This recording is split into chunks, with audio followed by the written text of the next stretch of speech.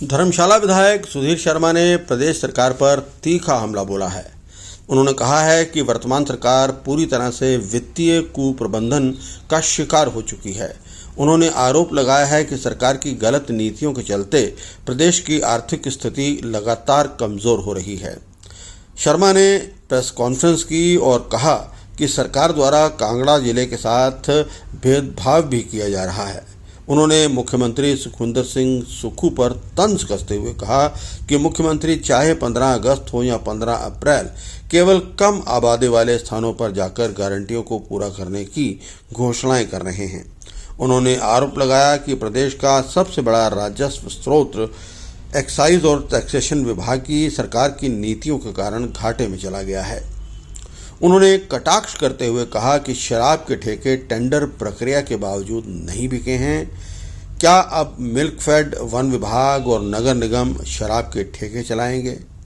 उन्होंने कहा कि ये सब वित्तीय कुप्रबंधन का स्पष्ट प्रमाण है। आज की इस वार्ता में आप सबका स्वागत है। आप सभी जानते हैं कि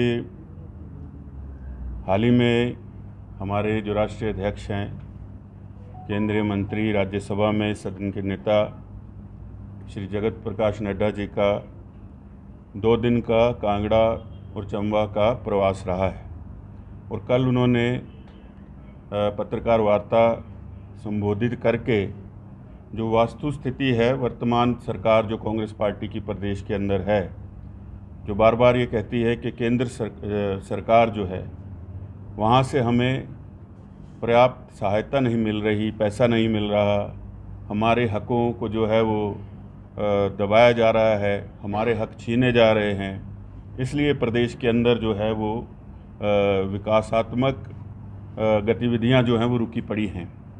और आज जो है उस वार्ता के बाद कुछ मंत्रियों के बयान आए हैं, जिसमें कि उन्होंने कहा कि जो मेडिकल डिवाइस पार्क है उसका जो 300 करोड़ रुपया देने की बात कही, उसका पैसा आया था लेकिन हमने वापस कर दिया, क्योंकि उस भूमि की मार्केट वैल्यू जो है वो लगभग 500 करोड़ है।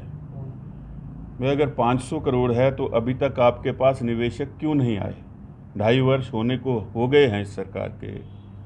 और एक ऐसा डिवाइस पार्क जो देश के अंदर सिर्फ 3 प्रदेशों को मिला था, अगर मिलता तो आज की परिस्थितियों में आप देख रहे हैं जिस तरह से ग्लोबल टैरिफ वॉर चला हुआ है, उसमें ये जो मेडिकल डिवाइस देश के अंदर बनने थे, इससे हम लोगों को उससे मुकाबला करने का अवसर प्राप्त होना था। अभी तक कितना काम हो चुका होता, लेकिन सरकार जब वो ये गिनना शुरू कर देती है कि मेरी भूमि की कीमत इतनी है, कौन निवेशक आएगा?